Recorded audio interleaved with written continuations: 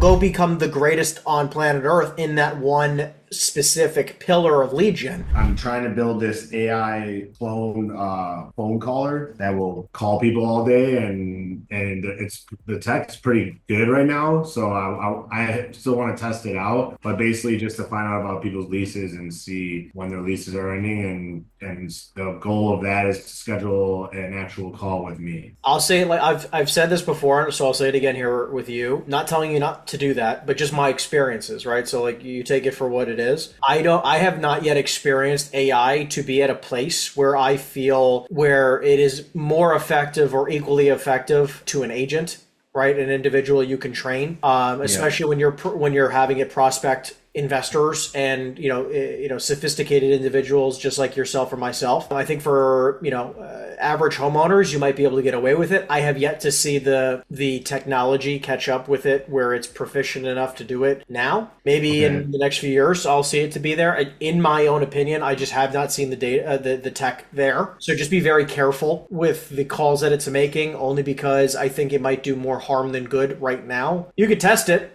all you want. I just, and if it happens to be unbelievable, I'd love to get your feedback. But I'm gonna build it. I'm gonna build it, and like if I think it's worthy, maybe Sure. I could have it give you a call, and you can see how it handles you. I'd love to, be part of your test trials, and I'll give it a run for its money. Like the goal, yeah, I understand what you're saying. It could be more detrimental than helping. Like as long as it's not detrimental, and I'm like thinking because it can call. Like how many people can I call in a day? Like it can call. Yeah, but I'm just saying you're still paying 10 cents a minute, right? So yeah, like, only talk time though. So if no one answers, but yeah, like if they can get set up appointments at maybe 1/5 or 1/6 the amount as I can if I was calling, and they can call 20 times more people, sure. it's still more appointments that I'm going to be getting. Listen, I all I'm saying is that's my experience. I'm not telling you not to do it. I just want you to be aware of my experiences so far. And you've gotten like negative feedback on it, or you just think that's just there? No, but nothing has been positive yet. I love where the technology is going, right? I love where it's going. I don't think it's there yet.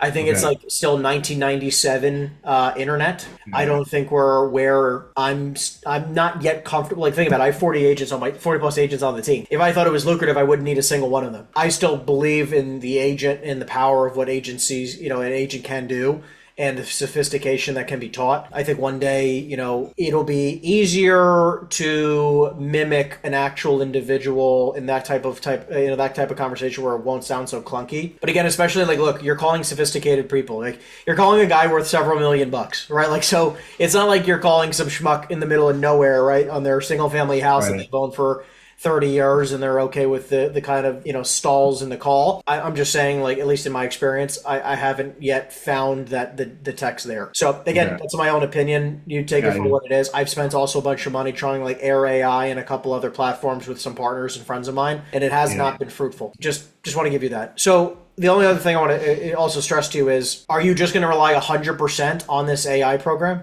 No. So I wanted to do an email campaign as well. And I was down to just start knocking on doors, like go to the industrial parks and knock on doors and talk to owners. But other than that, I don't know much about I don't know much for commercial yet because it's totally different than residential. I'm gonna work on getting videos on like Instagram and stuff just for social proof and stuff like that. But I don't know. I don't think that'll generate a lot of leads. I think it's just there for when leads do go click on you, it helps them make a better decision about it. Yeah, so I would look at it like this. Lead generation time, right? I'm not saying you shouldn't go knock doors. I'm obviously a little bit biased towards cold calling, considering that's what we do. However, what I try to teach or my philosophy is whatever your lead gen strategy is going to be, choose one and do 100 multiple of it a day, right? So if it is knocking doors, great. Do 100 knocks a day, right? If it's cold calling, great. Try to have, 100 dials minimum. I mean, 100 dials is really not that much on a dialer these days, but, I try to even say, 50 conversations a day. If it's going to be social media, great. Then post 10 times a day. One you feel the most comfortable with, awesome. Go become the greatest on planet Earth in that one specific pillar of lead gen. Like for, again, cold calling for me, my team makes 250,000 cold calls a month, and I'm excited till when it gets to 1 million calls a month, right? So that's our one niche, and we're going to just keep driving it there. And obviously I still call my sphere of influence. I still call my database. I still call my, my VIP buyer list. Like there's a lot of other pieces that I'm still working on, but like our main 98% of our business comes from cold calling. I would choose one and go freaking super deep instead of trying to go wide to begin with. Like for your sphere, like for the wholesale deals you've done so far, lifetime in your career, where have most of those come from? I haven't really done wholesale. I've done just I flipped houses. I'm just like the deals that you found, where do they come from? Oh, a lot of them were just found houses on the MLS that I was more creative than someone else looking at them, and yeah, basically it's mostly been MLS for my residential stuff. Okay, great. So then, I mean, look, you already have experience of looking at things slightly differently than other people. Maybe you just start, Right. browsing the LoopNet and CoStars of the world, CRExys of the world, and you come up with more strategic offers than anybody else, right? And you make more offers through the MLS than anybody else. I mean, that is a possibility, right? So keep in mind that like whatever it is okay. Like, but I would not suggest that you go knock doors, do newsletters, social media, AI prospecting, cold calling, sphere of influence all at the same time, because you're just not going to get anywhere, right? Because you're gonna do 5% of your potential in all of these different places, and it's not going to do anything. So which one do you think you're going to go all in on? Like, what is, if you could choose one to just do deep, which one would it be? Well, cold calling seems like if you're having all your guys do that, it seems like the route I should be trying to start with. Yeah, I think that it's like, a pretty low barrier of entry, not really that expensive, and it's pretty scalable.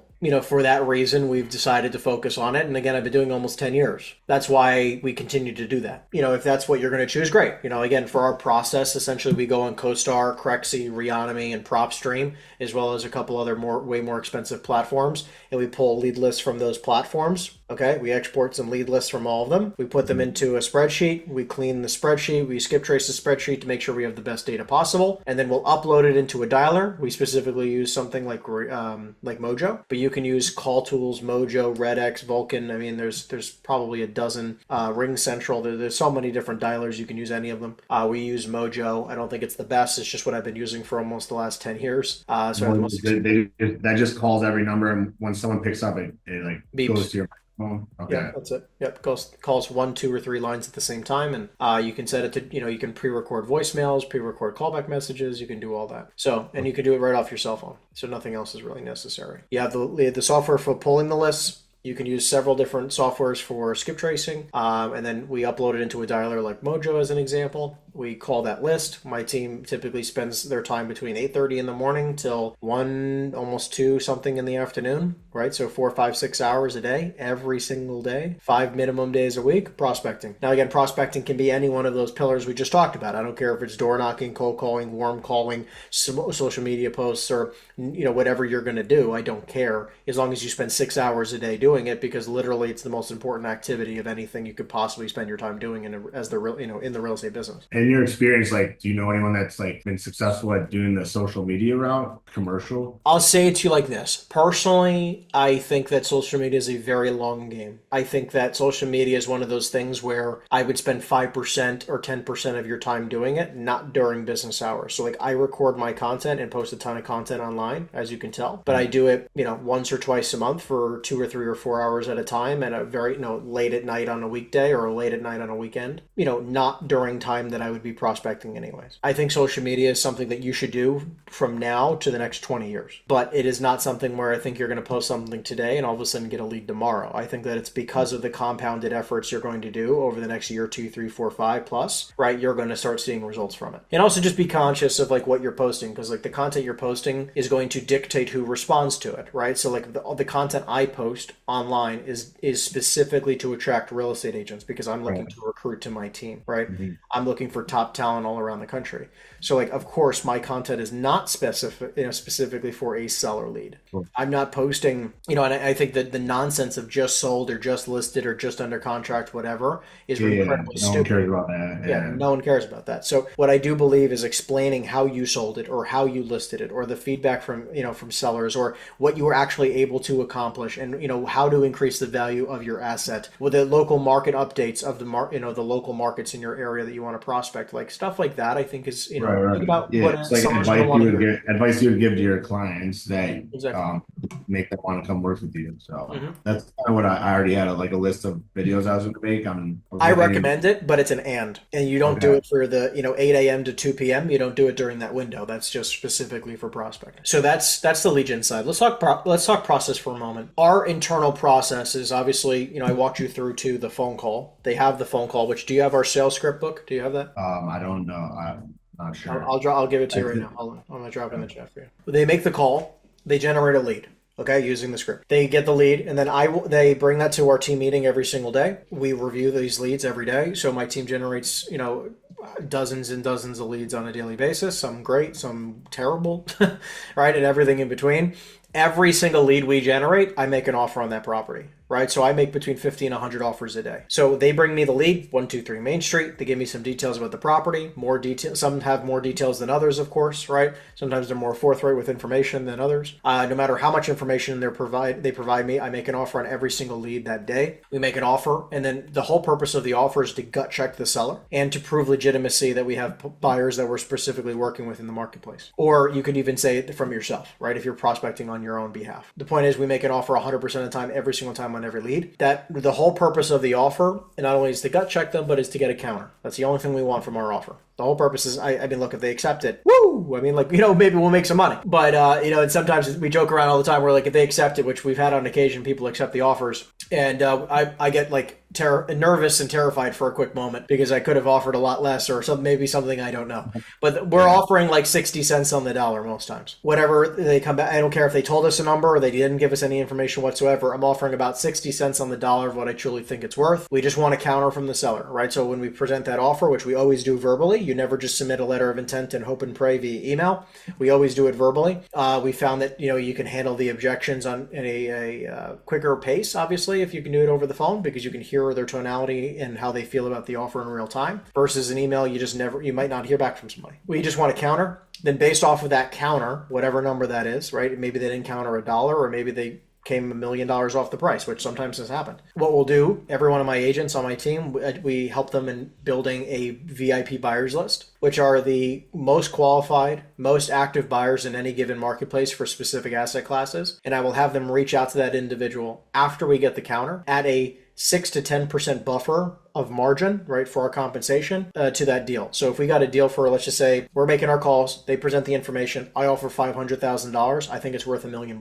They come back to me and they think it's, the seller says, listen, I won't take 500, but I'll take 700. Okay, great. What I'll do now is that depending on how the quality of the deal still, I'll then tell my team, hey, reach out to a buyer and offer the deal at 800 or 900 grand and let's get some feedback. So now we're going to pitch that deal out to one of our VIPs or several of our VIP buyers. We try to get as many offers as we possibly can, always in writing. And then based on the offers that we receive, we then go back to the seller and negotiate. And that process we try to do within 72 hours on every single deal we get. So we just have that process like clockwork going, right? Because then the point is that we're just trying to get that feedback loop from lead generated to knowing if we should be spending any time on this deal. We want to know that as fast as freaking possible. Because most commercial real estate agents make the mistake of trying to they spend way too much time on a deal that's probably never going to sell. We work that process and refine it constantly of how we can be faster and get quicker feedback and better feedback from both the seller and the buyer in real time. And then basically from that last moment of like the offers that we receive from buyers, if anything, right? If let's just say we go in the same scenario, the seller goes back 500 grand. I wouldn't even accept 1.5 million. I want $2 million